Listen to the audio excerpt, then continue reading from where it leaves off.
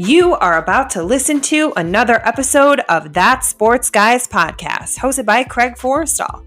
Find Craig on Twitter at that_sports_guy. The That Sports Guys podcast is proudly featured by NFL Draft Diamonds, your draft coverage king. So sit back, relax, and enjoy some football talk. Hello and welcome to another episode of That Sports Guys podcast. I am Craig Forrestall. You might know me from Twitter as at that_sports_guy. And today we have with us former Ball State wide receiver Antwan Davis. Antwan, what's going on with you? Hey, how are you? Thanks for having me on. Hey, thank you for joining us. And I always like to ask people this first question about where it is they grew up. It says here that you grew up in St. John, Indiana. Antwan, what's it like growing up in St. John? Well, it is different because I was born and lived in Germantown, Maryland until about 7th grade. So coming from a more city type area and going to like a more rural, like townish type place in St. John, Indiana, it was different. I had to get used to it. But once I adapted to it, it was pretty smooth. There's about 3 towns that go into my high school and area. So it's a large scale of students in the school and stuff like that. So it's easy to make friends and get into different sports stuff like that. And now you said playing a bunch of different sports. Antwan, what were all the different sports you played growing up? So growing up, it really was just football, is what I played like with the actual team. Other than that, like I played basketball, but I played like street basketball and stuff like that, and like street baseball and soccer, but nothing official. Only football was the official sport I played. And then let's move ahead to the recruiting process. What was the recruiting process like for you in high school? Out of high school, I felt like I did a good job as far as helping my team win and producing on the field, but unfortunately, I didn't get really any looks. So a couple weeks before signing day, my friend KJ Singleton, that was my teammate, he was going to Lincoln University of Missouri, D2 in Jefferson City, Missouri. So when he was going to his official, I was like, hey, can you show your coaches my highlight tape? So he did that, and his coaches ended up contacting me, and then I ended up going on a visit there, and that's how I ended up at Lincoln, because they were the only ones to give me a chance out of high school. And now, like you said, you began your college career at Lincoln University in Missouri. Take us through the process of you deciding to transfer and ultimately bet on yourself to go Division I and land at Ball State. Yeah, so after my freshman season at Lincoln, I just felt like I produced well, and it was always my dream to play D1. So I went home that winter break after that season. And then I just found out I had a bunch of family issues where my brother was placed in foster care and my mom was in and out of rehab. So when that happened, I just knew it was time. Like I needed to go somewhere that was really closer to home, but somewhere where I could be able to get a scholarship and be able to get my school paid for and get a little extra money in my pocket, because with my mom in that place, I didn't really have a huge support system financially. So when I went back to school after that winter break, I ended up telling my Lincoln coaches that what was going on. And I really only participated a little bit in winter workouts and spring ball because I was working at the Jefferson City Scholastics book warehouse trying to make money. And I was just trying to think of different options if I could stay at Lincoln, if I could go. But so I was emailing a bunch of schools and stuff like that after I got my release papers. And I just ultimately decided that it was best for me to transfer. And Coach Doherty from Ball State University emailed me back and said they had a walk-on spot opportunity. So I took some time to go over there and just look at the campus, and it was only 3 hours from my house, and I have a car, so it was a reasonable drive. So it was not too far, not too close. It was Division I, and I felt like that was the best opportunity for me to be able to shine and show my talent early. And also my major was communications, and they have a great communications program, so that was a no-brainer when I really chose to go to Ball State. And then Antwan, you took a redshirt season when you transferred in and suffered a broken foot in 2018. Talk about what it means to you to contribute so much over the last two seasons on the field, given some of the obstacles that have been in your path. Talk about your mindset during it all. My mindset really was just trust God's plan. Over the last few years, I got really in tune with my faith and stuff. So I was just putting God first and trusting Him and His plan, and I was just staying positive. Especially when I got hurt. I was really frustrated and like asking myself like, why me? Like I got hurt in a simple drill, and I just got rid of that feeling sorry for myself mindset and just attacked each rehab and each like weight room exercise. And through that process of getting back to 100%, I actually won the strength and conditioning award for that season. So I was hurt getting back, and my coaches recognized my hard work and my ability to get back. I think I was kind of a little ahead of my track to get back, but I worked really hard for that, and I just kept my eye on the prize and the end goal.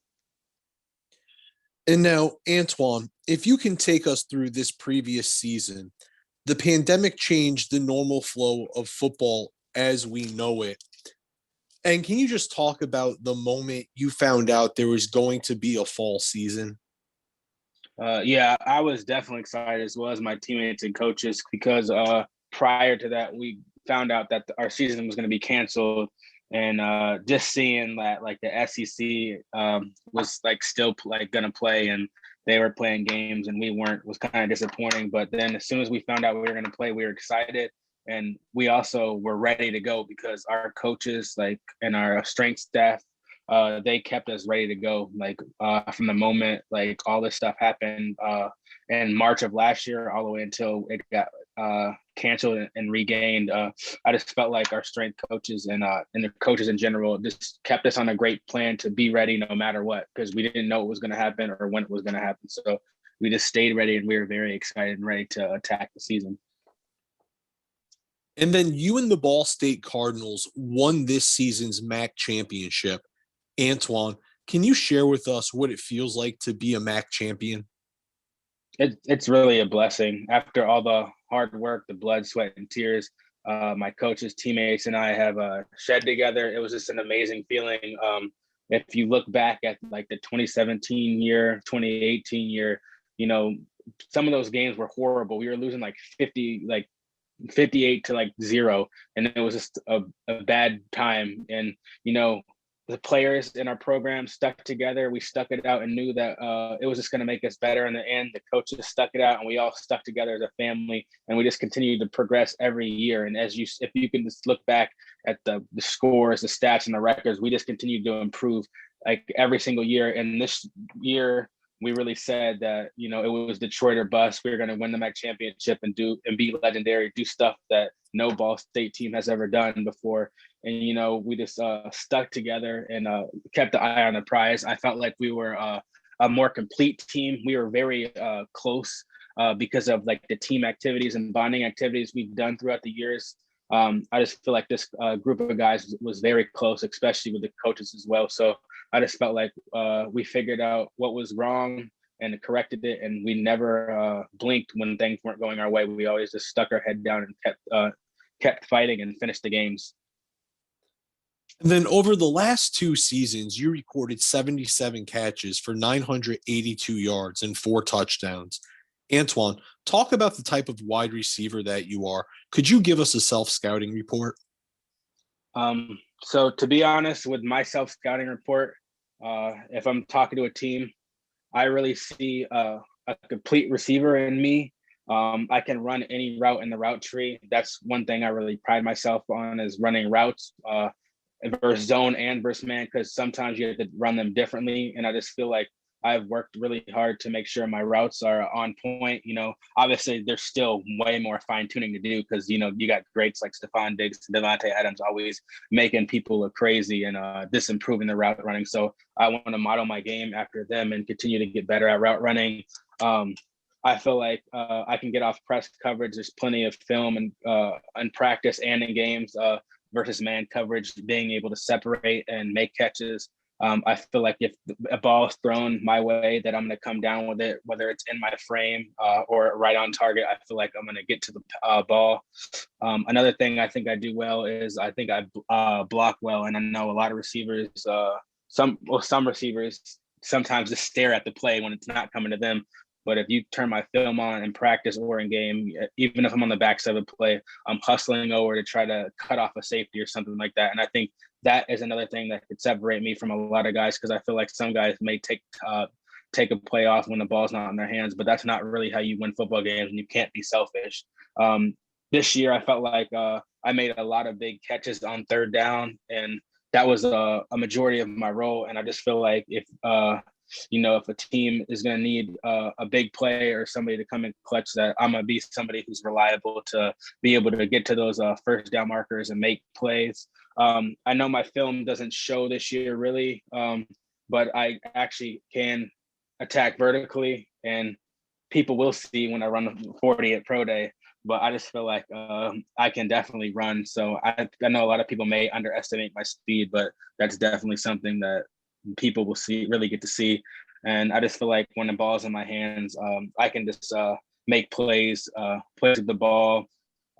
Another thing is my receiver coach told me when I first came in to learn every single receiver's spot, whether that's slot like X, Z, Y, and F. So I just take pride in being able to work on the outside and the slot as well.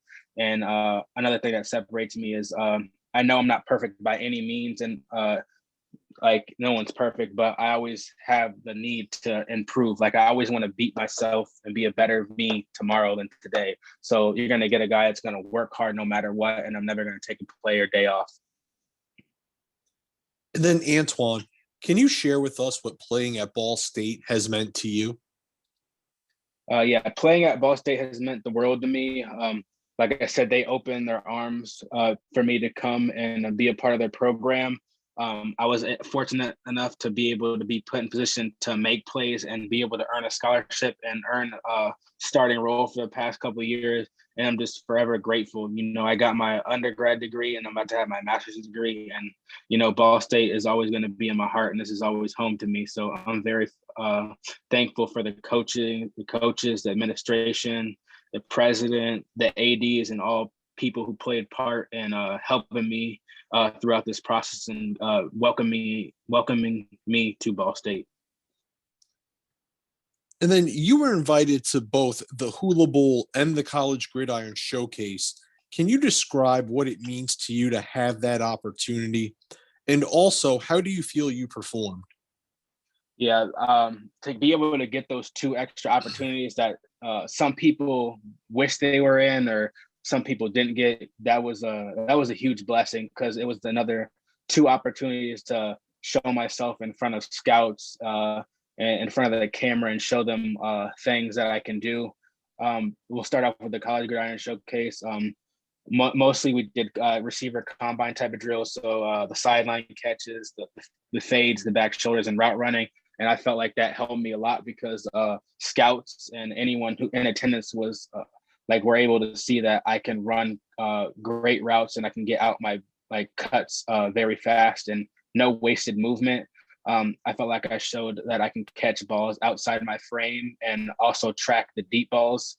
And I just felt like I left it all on the field and I gave it all I could. And overall, grading myself, I would grade myself as an A, because I really cut every single pass and I just left it out on the field. I was exhausted after that.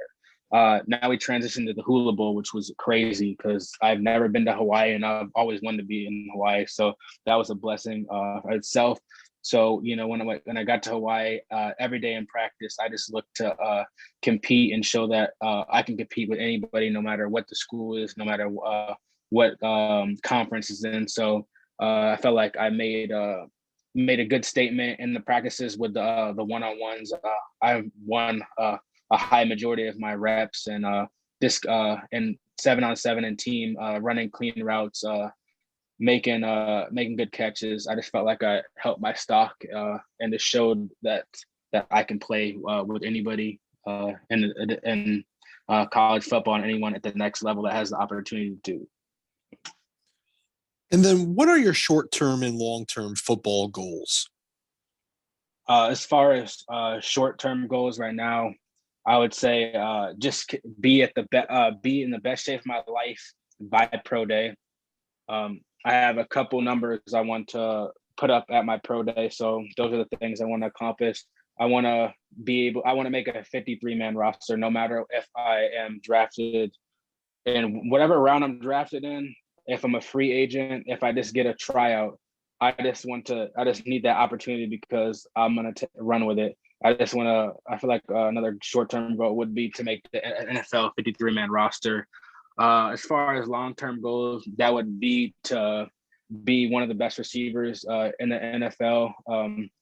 Obviously, win a Super Bowl because that's a really high importance to me because I just feel like it's a team game and you can't be selfish. So that's something I definitely want to do. And later on the road, I just want to be able to say that I gave it all I could and gave it all I had. And eventually, when it's all said and done, be a Hall of Famer when it's all said and done. And then Antwan, how are you currently training for your NFL opportunity? So yeah, like I said earlier, I am commuting. I'm here at Ball State because I have my apartment until May, and I have this one last class. So I'm commuting every day to ProX Pace Fit in Westfield, Indiana. My trainer Justin is good with the strength, and then Eric Allen, he is the speed guy. So they're just putting me through a series of workouts 5 to 6 times a week and just get me prepared for all the things that I'll have to do for pro day and get me in the best shape of my life. And especially with the running and stuff, they're just making sure all my form is correct so that I don't tweak a hamstring or anything, and that I don't have any wasted movement when I'm running my 40, the L drill or the 20-yard shuttle, and just prepare me to ultimately be in shape for a camp after the pro day and after the draft. And Antwan, we've spent a good amount of time getting to know you on the field as an athlete, but now I have a few questions away from the game for us to get to know you as a person. You ready to take those on? Yes. All right. First question, Antwan. What's the best advice you ever received? The best advice I ever received was probably keep God first and work hard, and it'll all work out. My grandma actually told me this, and I just felt like ever since I've actually like really bought into that just everything goes smooth. You know, you can't control everything in your life, but you can control how you react to it, good or bad. And I just feel like if you keep a positive mindset, keep God first, and work hard, that you'll get rewarded. What's a song you're embarrassed to admit you like? This is a hard one. If we're gonna say embarrassing, I'd go with I go with Katy Perry, "California Girls." I know every single lyric in that song. So, Antwan, if I gave you $100,000 to start a business, what type of business would you start? The business I would start is my own training facility and program. That's another thing I wanted to do after I get done playing. And ultimately, after I get done playing in NFL, I want to open up a training facility to teach kids at a young age, about football, about weightlifting, about nutrition. Because if I knew what I knew now, then I would be in way better shape throughout my entire high school career, college career, and to the point where I am right now. And with that, I have had a lot of hardship, and I want to be able to be an inspiration to kids that have it rough, that if I can make it, they can make it too. And definitely with underprivileged families, I would be able to work with them, because it wouldn't be about the money to me. It's just about the relationship and being able to give back to kids and teach them things so they can make it and do better than I did. What's your favorite comfort food? My favorite comfort food would be probably lasagna. I really like lasagna and Italian food. Antwan, final question that I have for you. Would you rather live in a beachfront mansion or a big house with a bunch of land in the middle of nowhere? I would have to go with the beachfront mansion. Ladies and gentlemen, that is former Ball State wide receiver Antwan Davis. Pay attention to Antwan as he continues to prepare for his pro day coming up here in the very near future as he looks to wow the eyes of NFL evaluators with his long speed. Once again, that is Antwan Davis, former wide receiver, Ball State Cardinals. I'm Craig Forstall. Until next time, stay safe and be easy.